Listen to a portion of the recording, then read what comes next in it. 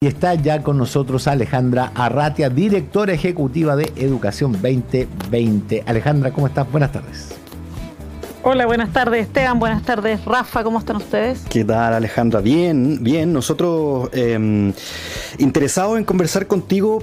Bueno, a ver, primero porque hay mucho interés también de la gente, aunque hay algunos que están de vacaciones, lo sabemos, y no están pensando posiblemente en el retorno todavía a clases, pero bueno, el ministerio insiste, ¿no?, en que hay que volver. Los profesores están diciendo que no pueden volver en estas condiciones, al menos.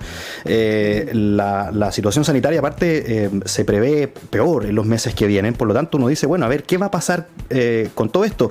Y ustedes en Educación 2020, junto con América Solidaria y UNICEF, han lanzado recomendaciones para este retorno.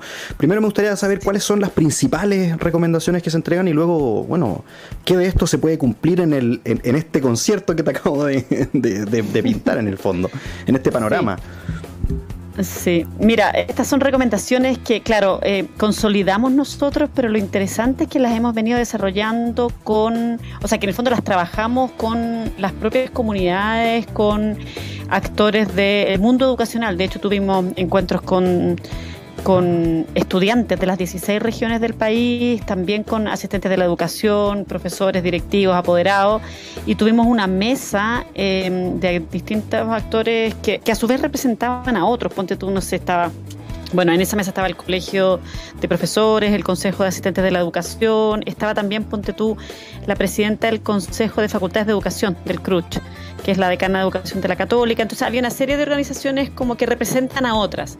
Y en eso llegamos, y con ellos nos estuvimos juntando desde octubre, noviembre y diciembre. Llegamos a una serie de recomendaciones, mira, todas vinculadas a que, te diría que como el gran paraguas, es que es importante, bueno, y tiene que ver con el nombre, recrear el aprendizaje en pandemia, ¿no? Es importante repensar y en el fondo abrirse a que vamos a tener que hacer cosas distintas para poder resguardar el derecho a la educación de nuestros niños, niñas y jóvenes. Creo que en eso igual es importante hacer el punto de que todos compartimos efectivamente que la escuela tiene un rol fundamental y que es muy importante que los estudiantes puedan tener su experiencia formativa, ¿no? Idealmente presencial. Pero bueno, dado que dadas las condiciones de pandemia probablemente eso no va a ser posible, hay que comenzar en el fondo hay que hacer una serie de apoyos para que podamos sostener el aprendizaje en un contexto que probablemente va a ser híbrido, ¿eh? Y híbrido se ha producido cierta confusión en términos de que es como simultáneamente online y en presencial. Eso no necesariamente es así. Híbrido significa como que vamos a tener que combinar la presencialidad con la distancia. Esa es una recomendación, entonces, como que vamos a tener que tener un proceso para que podamos retornar a clases de modo probablemente híbrido. Otro tema que se plantea muy fuerte y que es una reflexión que ha venido habiendo en otros espacios, es que necesitamos en el fondo que todos los estudiantes puedan contar con dispositivo y conexión en el contexto de que probablemente vamos a tener que tener algunas clases a distancia, digamos. Es fundamental que podamos, en el fondo, jugarnos como país para que exista mayor equidad en el acceso a dispositivos y a conectividad. Y esto también implica, por ejemplo, colaboración público-privada. Chile es un país que podría hacer el esfuerzo de articular actores para tener en el fondo ese derecho para todos los y las estudiantes en contexto de pandemia. Bueno, hay una serie de recomendaciones que son 10 en total, pero te diría que lo fundamental tiene que ver con que en el fondo tenemos que cuidar que nos podamos organizar y que podamos tener recursos y medidas para poder acompañar el derecho a la educación en un contexto de pandemia. Y otro tema que sale muy fuerte es el tema de la participación. Todos los actores nos plantearon la importancia de poder ser parte de alguna manera de esta conversación y del diseño de las medidas que se van a tomar en los distintos territorios. De modo tal de poder estar informados por un lado, pero también de poder tener más confianza en el proceso, porque bueno, esto es un desafío súper difícil, entonces si uno se siente ajeno y siente que no ha tenido ninguna voz en ese proceso es más difícil, ¿no? Ale. Otro tema que surge también súper fuerte es el tema de la formación integral y el apoyo socioemocional. En este sentido necesitamos apoyar socioemocionalmente no solo a los niños y niñas, sino que también a los otros actores, los profesores, profesoras, educadoras de párvulo, en el fondo asistentes de la educación también. Sí, Ale, surge muy fuerte esa necesidad. Que aquí se configura la relación público-privada. Yo me pregunto, ¿no sería conveniente pedirle al Estado que se haga un esfuerzo? Yo pensaba en el plan Ceibal que impulsó Tabaré Vázquez en Uruguay hace como 15 años, digamos, de regalar estos computadores baratos a los jóvenes que tuvieran conectividad a Internet y que parece que fue un adelantado, fallecido Tabaré Vázquez ahora. O sea, pero el plan Ceibal es un... Sí. ¿Sí? No, es un referente, te diría que no tan solo en la región, es un referente bien a nivel mundial. Y claramente Chile podría hacer un esfuerzo por avanzar en dispositivos y conectividad universal. Eso es lo que nosotros estamos planteando. Es fundamental que nuestros y nuestras estudiantes cuenten con dispositivos y se puedan conectar. Eso tiene que ser un derecho universal. Ojo, en Chile hace al menos 5 o 6 años se entrega dispositivo con conectividad a los niños de séptimo básico. Entonces tenemos imagínense, si se ha entregado desde séptimo básico, tenemos al menos hasta tercero, séptimo, octavo, primero, segundo, tercero medio, claro, y este año estarían en cuarto, estudiantes que han recibido, o sea, tenemos un grupo importante cubierto. Podríamos hacer un esfuerzo país importante y este año aumentar esos recursos y entregarle dispositivos no solo a los niños de séptimo básico, sino que a los niños en el fondo de primero a séptimo básico, por ejemplo. Alejandra, ¿y podríamos hacer un esfuerzo importante ahí? ¿Cómo evalúas tú desde ese punto de vista la proactividad, por ejemplo, del Ministerio de Educación?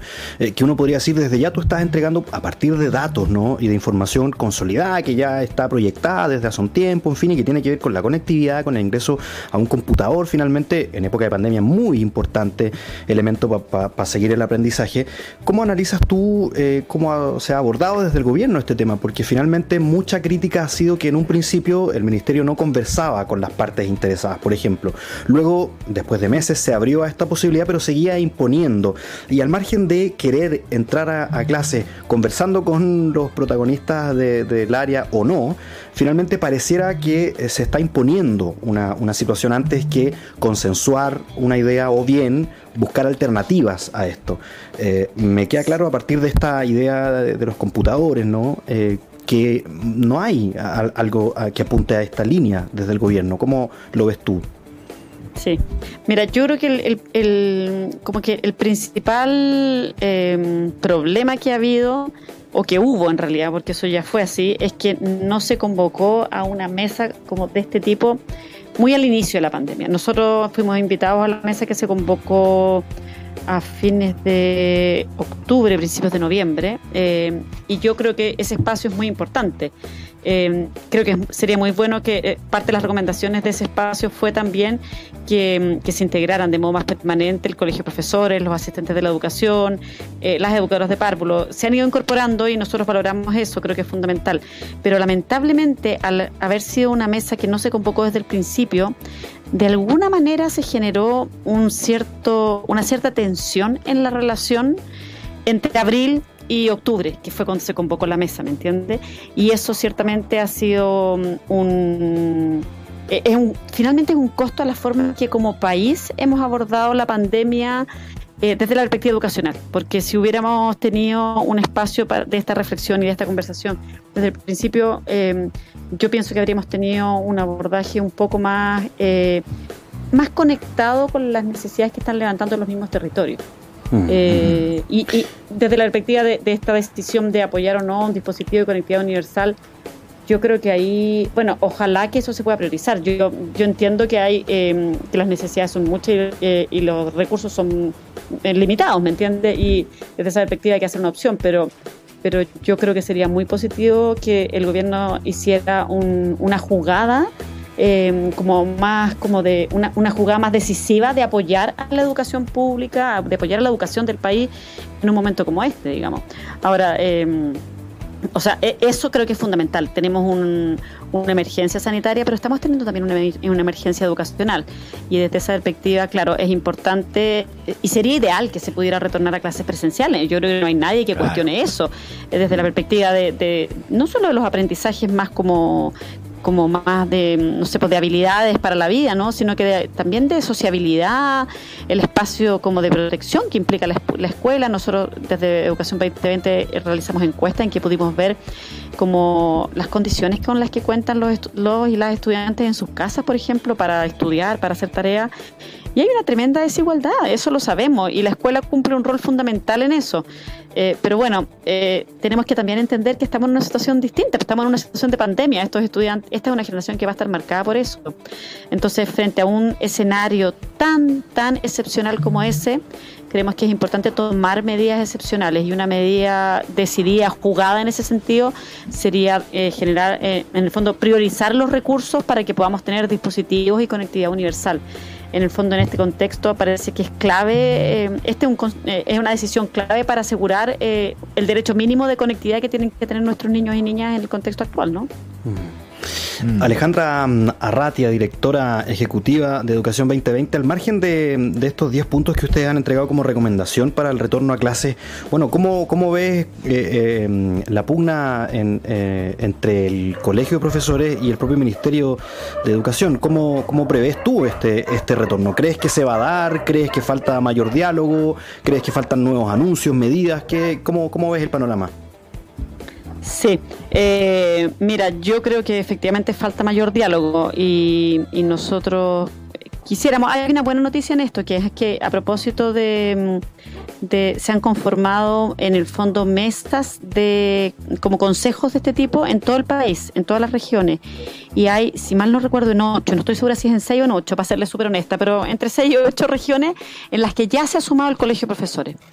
Y nosotros creemos que eso es algo positivo. Desde esa perspectiva creemos que es importante, y ojalá se pudieran sumar también en la mesa nacional, porque creo que ahí hay una reflexión que es importante. También ahí hay una reflexión, fíjate, que el Colegio de Profesores ha venido levantando hace harto tiempo, que es una reflexión que tiene que ver más con la experiencia formativa que tienen las y los estudiantes en la escuela. Y en el fondo que nosotros pudimos recoger también a través del proyecto ahí, que es bien interesante, y los profesores la han estado planteando en distintos espacios, que es que los estudiantes plantean, es una inquietud que ellos plantean, cómo a propósito de la pandemia se han dado cuenta y han relevado y han reafirmado la necesidad de avanzar en una educación más integral. Por ejemplo, tener más arte, más educación física, poder hablar del proceso constituyente, tener más actividades extraprogramáticas que les ayuden a desarrollarse más integralmente. Esa es una reflexión que viene habiendo en el país, te diría que antes de que ocurriera la pandemia, y que en el contexto de la pandemia se ha reforzado. El Colegio de Profesores ha tenido un rol, o sea, este es un tema que ellos han estado planteando desde antes, entonces también creo que poder establecer ese diálogo nos podría ayudar a abordar los desafíos tanto de la pandemia como los desafíos que tienen que ver con cómo pensamos la educación y cómo transformamos la educación en el contexto de pandemia, pero más allá de la pandemia, ¿me entiendes o no? Y el tema de la educación integral es un tema que surge como estratégico en ese contexto.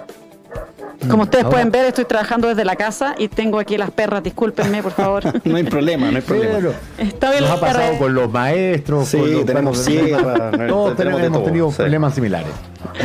Sí, totalmente. A mí me preocupa, Ale, cómo vamos a hacer para avanzar en el proceso, pero al mismo tiempo recuperar la brecha que se ha abierto, porque se ha abierto una brecha enorme, y eso significa, porque abrir una brecha es fácil, cerrarla es tremendamente difícil. Recuperar el tiempo perdido, al mismo tiempo de mantenerse al día con el currículum del año que viene, o de este año en este caso, es tremendo, porque los jóvenes que no tenían la conectividad del año pasado y que están esperando a ver si la tienen este año, tienen que ponerse al día con los conocimientos del año pasado, que además son prerequisitos, son necesarios para enfilar para encarar de buena manera los conocimientos que se le van a integrar este año. Entonces, eso además me genera la sensación de que, dependiendo de la calidad económica o de lo asistidos que estén o no por el Estado, estos niños, sobre todo los niños, van a quedar en desventaja, una desventaja súper injusta por lo demás, frente a otros niños en las selecciones universitarias, en el rendimiento escolar, en la evaluación que se hace. Recordemos que en Chile, para entrar a la universidad, hay parte del promedio de nota. Entonces, todo esto está generando una brecha que va a afectar, como siempre, a los que tienen más necesidades. Sí, mira, sin lugar a dudas, esto es algo que va a afectar mucho más en el fondo, que afecta, lo hemos visto, ¿no? Afecta mucho más a los niños de sectores más vulnerables, en el fondo. De hecho, es parte de lo que nosotros conversamos. Es bien bonito porque los mismos estudiantes lo levantaron. Los estudiantes, uno a veces cree que los estudiantes no levantan el contenido más del aprendizaje, y ellos mismos plantearon el tema de los aprendizajes y cómo sienten que se están de alguna manera como atrasando, y por otro lado también el tema de la deserción, lo levantan muy fuerte. Ahora, ojo, porque yo creo que nosotros cuando estamos mirando el tema de cuánto se atrasan o cómo recuperamos en el fondo los contenidos entre comillas no pasados, estamos pensando todavía muy en el fondo desde las estructuras y desde la mirada del sistema educacional que teníamos antes de la pandemia. Que, ojo, lo que teníamos antes de la pandemia tampoco en el fondo estaba logrando promover el desarrollo de los aprendizajes de un modo adecuado y de un modo más equitativo. Lo que pasa es que como entre comillas el sistema estaba funcionando con clases entre comillas normales, eso pasaba un poco más invisible, pero la verdad es que nosotros tenemos hace mucho tiempo los datos que nos muestran distintas fuentes, no solo las evaluaciones estandarizadas, sino que distintas fuentes nos están mostrando que el nivel de desarrollo de los aprendizajes está muy distante de lo que los y las estudiantes necesitan para seguir avanzando. Lo que pasa es que la pandemia de alguna manera ha desnudado eso y lo ha hecho aún más patente. Ahora, la gran pregunta y lo que tenemos que hacer es, bueno, yo te diría dos ámbitos. Por un lado, y lo que conversamos nosotros en el contexto del proyecto Recreando el Aprendizaje en Pandemia, es cómo tomamos medidas que permitan, en el fondo, sostener el aprendizaje en un contexto de pandemia. Por eso se habló mucho del tema de la conectividad, del tema del desarrollo socioemocional. Y ahí te voy a dar un dato. Por ejemplo, nosotros vimos que en la encuesta que hicimos desde 2020, que el 58% de los jóvenes siente que el nivel de angustia que ellos tienen a propósito de la pandemia no los deja concentrarse. Y ojo, que en el fondo es normal tener angustia en el contexto en que estamos, que todos nos sintamos un poco preocupados, es totalmente legítimo, es normal, habla de nuestra conexión con el entorno, pero que esa angustia, que esa preocupación no nos deje avanzar en el aprendizaje, eso da cuenta que en el fondo no nos estamos como sistema y como sistema educacional tampoco haciendo cargo de poder ayudar a gestionar esa angustia, ¿ya? Claro. Y el punto bien muy interesante es que cuando los estudiantes plantean que ese 58% que siente que la angustia no lo deja aprender, efectivamente su percepción respecto a lo que han aprendido es mucho más baja que aquellos estudiantes que sí pueden de alguna manera procesar su angustia, ¿ya? Entonces, o su preocupación, sus temores, ¿no? Entonces, eso también se vio reforzado como parte de las recomendaciones, que es el tema de poder tener un espacio en el fondo donde se les apoye socioemocionalmente, a los niños, a las niñas, también a los profesores, que ellos tengan la tranquilidad de que en el fondo pueden abordar los elementos del desarrollo socioemocional de un modo más claro y pueden como priorizar aquellos, ¿no? Entonces, Alejandra, por un lado, vamos a tener que apoyar desde esa perspectiva para poder efectivamente avanzar en el aprendizaje. Alejandra Ratia, decías, directora ejecutiva de Educación 2020, muchas gracias por el contacto con el Solar Global, no hay problema. Vamos a estar comentando y conversando, yo creo, más, porque bueno, de cara a marzo viene harta discusión en torno a esto, así que muchas gracias por este contacto y esperemos seguir hablando. Siempre disponible. Muchas gracias, Rafa y Esteban, que les vaya muy bien. Igual.